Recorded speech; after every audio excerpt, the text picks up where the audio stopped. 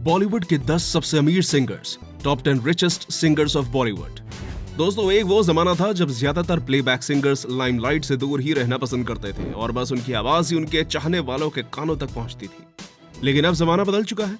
अब playback singers back से निकलकर फ्रंट पर आ चुके हैं। अब सिंगर्स को नेम, फेम और वेल्थ सब कुछ मिल रहा है। पॉपुलैरिटी के मामले में ये बड़े बड़े एक्टर्स को टक्कर दे रहे हैं, तो वहीं दौलत के मामले में भी ये एक्टर्स की बराबरी पर आ चुके हैं। आज के समय में सिंगर्स एक गाने के लिए लाखों रुपए लेते हैं और उनकी सालाना कमाई करोड़ों में होती है। फिल्मों में गाने के अलावा लाइव इवेंट्स, एल्बम्स और टेलीविजन से भी इनकी कमाई होती रहती है। सिंगर्स की कमाई जब इतनी ज्यादा हो रही है, तब आप भी सोच रहे होंगे कि एक गाने के लिए गायक की फीस कितनी होती होगी और उन गायकों की कुल दौलत कितनी होगी। तो चलिए फिर आज की इस वीडियो में हम आपको इंडिया के 10 सबसे अमीर सिंगर्स और म्यूजिशियंस के बारे में बताते हैं। इनकी कुल दौलत कितनी है और एक गाने के लिए कितना चार्ज करते हैं। Number 10, Amit Trivedi. Amit Trivedi music composer, music director, singer और लिरिसिस्ट हैं। 20 साल की उम्र में ही इन्होंने अपना पहला गाना कंपोज किया। थोड़े समय बाद ही इन्हें थिएटर के लिए म्यूजिक कंपोज करने का मौका मिल गया। 2008 में इन्हें फिल्म आमिर का म्यूजिक तैयार करने का मौका मिला, लेकिन उन्हें इससे ज्यादा पहचान नहीं मिली। फिल्म देव डी इनके करियर का टर्निंग पॉइंट साबित हुआ। एज अ म्यूजिक डायरेक्टर ये उनकी दूसरी ही फिल्म थी। अपनी दूसरी फिल्म में ही इन्होंने 2010 में बेस्ट म्यूजिक डायरेक्टर का फिल्म फेयर अवार्ड और नेशनल अवार्ड हासिल कर लिया। इसके बाद अमित ने कभी पीछे मुड़कर नहीं देखा। आज के समय में ये इंडिया के लीडिंग म्यूजिक कंपोजर और सिंगर हैं। बॉलीवुड के अलावा ये साउथ फिल्म इंडस्ट्री में भी काम कर रहे हैं। इनका नेटवर्थ लगभग 80 करोड़ रुपए है।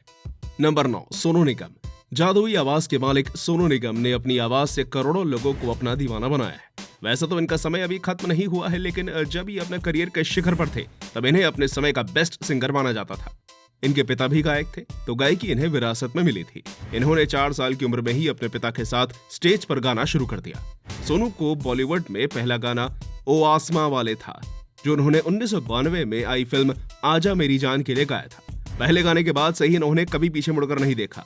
As a singer Bollywood film industry में 12 से 15 सालों तक इनका दबदबा कायम रहा। इस दौरान इन्होंने एक से बढ़कर एक गाने गाए। इनके दर्जनों गाने आज भी लोगों के फेवरेट बने हुए हैं। सोनू निगम की नेटवर्थ लगभग 350 करोड़ रुपए है। एक गाने के लिए सोनू निगम लगभग 15 लाख रुपए लेते हैं।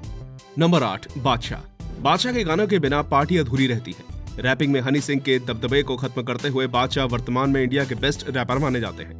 35 साल के बादशाह का असल नाम आदित्य प्रतीक सिंह सिसोदिया है। इन्होंने अपने करियर की शुरुआत हनी सिंह के hip hop group mafia Mundeer के साथ की थी। 2012 में दोनों ने अपने रास्ते जुदा कर लिए। इसके बाद बादशाह ने अपना एक गाना सैटरडे सैटरडे रिलीज किया, जिसे उन्होंने खुद ही लिखा और कंपोज किया था। इसके बाद उन्होंने एक और गाना कर गई चुल रिलीज किया, जो सुपरहिट साबित हुआ। इन दोनों गानों के बाद बादशाह का करियर परवान चढ़ता गया और आज वो इस मुकाम पर है कि फोर्ब्स इंडिया के हाईएस्ट पेड सेलिब्रिटीज की लिस्ट में उन्हें जगह मिल चुकी है। हालांकि ऐसा देखा गया है कि बादशाह अपने गानों में महिलाओं और उनकी बॉडी को लेकर कई बार बहुत गलत बातें कहते हैं, जो उन्हें नहीं करनी चाहिए। बादशाह एक गाने के लिए लगभग 11 लाख रुपए चार्ज करते हैं। वहीं उनकी नेटवर्थ लगभग 110 करोड़ रुपए है। नंबर 7, नेहा कक्कड़। नेहा कक्कड़ आज किसी परिचय की मोहताज नहीं है। फिलहाल नेहा कक्कड़ बॉलीवुड में सबसे ज्यादा डिमांड में रहने वाली सिंगर्स में से एक है। इन्होंने 4 साल की उम्र से ही भजन गाना शुरू कर दिया था। इन्होंने इंडियन आइडल के दूसरे सीजन में भी हिस्सा लिया था, जहां ये अर्ली स्टेज में ही बाहर हो गई। जिस शो को जीतने का नेहा का सपना अधूरा रह गया, आज नेहा उसी शो की जज बनी हुई है। इंडियन आइडल से बाहर होने के बाद नेहा बॉलीवुड में अपनी किस्मत आजमाती रही। आखिरकार उनकी मेहनत रंग लाई और फिल्म कॉकटेल का गाना सेकंड हैंड जवानी से उन्हें पहचान मिलनी शुरू हो गई। और फिर धधिंग नाच, सनी सनी और लंदन ठुमकता जैसे गानों ने उन्हें बॉलीवुड में सिंगर के रूप में स्थापित कर दिया।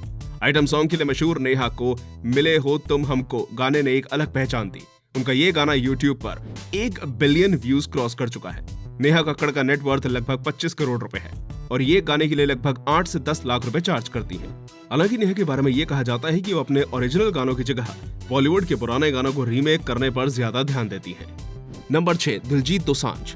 दिलजीत की गिनती इंडियन म्यूजिक इंडस्ट्री के लीडिंग आर्टिस्ट में की जाती है। म्यूजिक के साथ ये फिल्मों में भी काम करते हैं। इनकी दर्जनों पंजाबी फिल्में ब्लॉकबस्टर साबित हो चुकी हैं।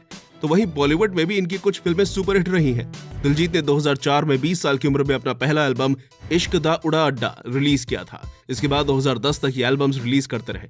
फाइनली 2011 में पंजाबी फिल्म में इनकी एंट्री हो गई। The line of Punjab film से इन्होंने डेब्यू किया।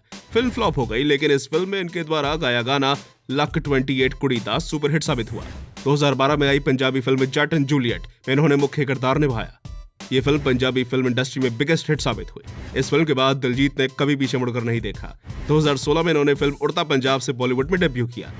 इसके बाद से ये हिंदी और पंजाबी दोनों फिल्मों में एक्टिव है। दिलजीत दोसांझ का नेटवर्थ लगभग 115 करोड़ रुपए है और ये एक गाने के लिए लगभग 8 से 10 लाख रुपए चार्ज करते हैं। नंबर 5, यो यो हनी सिंह। आज भले ही हनी सिंह का करियर हिचकोले खा रहा हो, लेकिन कुछ साल पहले तक ये इंडिया के टॉप रैपर और हाईएस्ट पेड सिंगर हुआ करते थे। यही वजह है कि आज भी रिचेस्ट सिंगर्स की लिस्ट में इनका स्थान कायम है। इनका असल नाम हृदेश सिंह है। 2011 में release Punjabi album international villager से उन्हें पहचान मिली। इस पहचान के साथ ही उनका करियर परवान चढ़ा। 2011 में आई फिल्म शक्ल पे मज्जा से उनके बॉलीवुड सिंगिंग करियर का भी आगाज हो गया। 2012 में फिल्म कॉकटेल के गाने अंग्रेजी बीट से उन्हें पॉपुलैरिटी मिली। 2013 में फिल्म चेन्नई एक्सप्रेस के लुंगी डांस ने उन्हें पूरे देश का चहेता बना दिया। देखते ही देखते हनी सिंह देश के सबसे महंगे सिंगर बन गए। फिल्म मस्तान के एक गाने के लिए उन्होंने 70 लाख रुपए लिए थे, जो कि अब तक किसी भी सिंगर द्वारा चार्ज किया सबसे ज्यादा अमाउंट है। बादशाह की तरह हनी सिंह भी अपने गानों में महिलाओं को एक वस्तु के तौर पर प्रस्तुत करते हैं और उनके बारे में कई गलत बातें डाल देते हैं जो उन्हें नहीं करनी चाहिए। हनी सिंह का नेटवर्थ लगभग 186 करोड़ रुपए है। वर्तमान में ये गाने के लिए लगभग 15 से 20 लाख रुपए लेते हैं। नंबर 4, गुरु रंधावा। गुरु रंधावा इंडिया के one of the most demanding singer हैं। इनके गाने रिलीज होते ही धूम मचा देते हैं। इनका पूरा नाम गुरशरणजोत सिंह रंधावा था। बोहेमिया के कहने पर इन्होंने गुरशरणजोत को छोटा करके गुरु कर लिया। 2012 में इन्होंने अपना पहला गाना सेम गर्ल रिलीज किया, लेकिन ये फ्लॉप रहा। 2012 से 2014 के बीच इन्होंने कई गाने रिलीज किए, लेकिन इन्हें कोई पहचान नहीं मिली। रंधावा की जिंदगी में बोहेमिया फरिश्ते बनकर आए। बोहेमिया ने टी सीरीज से रिक्वेस्ट करके रंधावा को लॉन्च करवाया। टी सीरीज के लिए रंधावा और बोहेमिया ने मिलकर पटोला सॉन्ग बनाया, जो सुपर हिट साबित हुआ। इसके बाद रंधावा ने पीछे मुड़कर नहीं देखा। उनकी तरफ से एक के बाद एक सुपर हिट गाने आते रहे। 2017 में उन्होंने फिल्म हिंदी मीडियम से बॉलीवुड में सिंगिंग डेब्यू किया। इनका गाना हाई रेटेड गबरू यूट्यूब पर 1 बिलियन व्यू क्रॉस कर चुका है। गुरु रंधावा का नेटवर्थ लगभग 26 करोड़ रुपए है। वहीं ये एक गाने के लिए लगभग 10 से 12 लाख रुपए लेते हैं। नंबर 3, अरिजीत सिंह।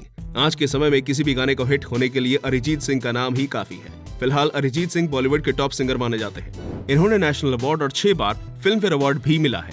2005 में इन्होंने singing reality show fame Gurukul में हिस्सा लिया था, लेकिन वो इससे जीतने में असफल रहे। इनके फिल्मी सिंगिंग करियर की शुरुआत 2010 में ही हुई, लेकिन इन्हें शोहरत मिली 2013 में आई फिल्म आशिकी 2 से। आशिकी 2 के गाने तुम ही हो और चाहूं मैं या ना ने अरिजीत सिंह को वो पहचान दी जो वो रातों रात देश के चहेते सिंगर बन गए। 2013 के बाद इन्होंने कभी पीछे मुड़कर नहीं देखा। हर साल इनके एक से बढ़कर एक गाने आते रहे। लगभग हर बड़ी फिल्मों में अरिजीत का एक ना एक गाना जरूर मौजूद होता है। पिछले कुछ सालों से फिल्मी गायकी के क्षेत्र में अरिजीत सिंह का एक क्षेत्र राज चल रहा है।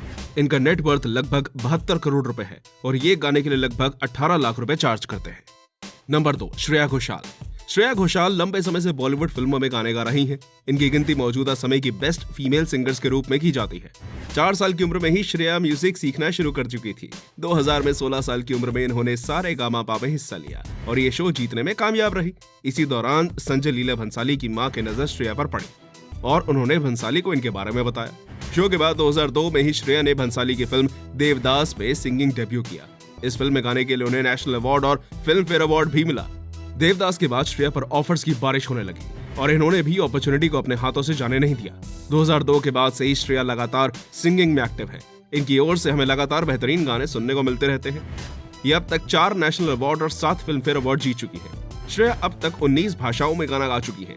ये 10 फिल्म फेयर अवार्ड्स साउथ में भी जीत चुकी है। इनका नेटवर्थ लगभग 182 करोड़ रुपए है और ये एक गाने के लिए 18 से 20 लाख रुपए चार्ज करती है। Number 1, AR. Rahman. AR. Rahman India के इंटरनेशनल स्टार हैं। म्यूजिक इंडस्ट्री में इन्होंने वो उपलब्धि हासिल की है जो इनसे पहले किसी भारतीय ने नहीं की थी। इनकी उपलब्धि को आप इनके अवार्ड लिस्ट से ही समझ सकते हैं। ये अब तक 7 national award, 2 academy award, 2 Grammy award, 1 BAFTA award, 1 golden globe award, 15 film fair awards और 17 फिल्म फेयर अवार्ड्स साउथ जीत चुके हैं। अपने करियर की शुरुआत में एडवर्टाइजमेंट्स के लिए जिंगल्स कंपोज किया करते थे। इनकी फिल्मी करियर की शुरुआत 1992 में आई तमिल फिल्म रोजा से हुई। बॉलीवुड में इनका डेब्यू 1995 में आई फिल्म रंगीला से हुआ। ये अब तक अलग अलग भाषाओं में 170 से ज्यादा फिल्मों में काम कर चुके हैं। ये तमिल, हिंदी, तेलुगु, मलयालम, पर्शियन, इंग्लिश और चाइनीज फिल्मों के लिए म्यूजिक कंपोज और प्रोड्यूस कर चुके हैं।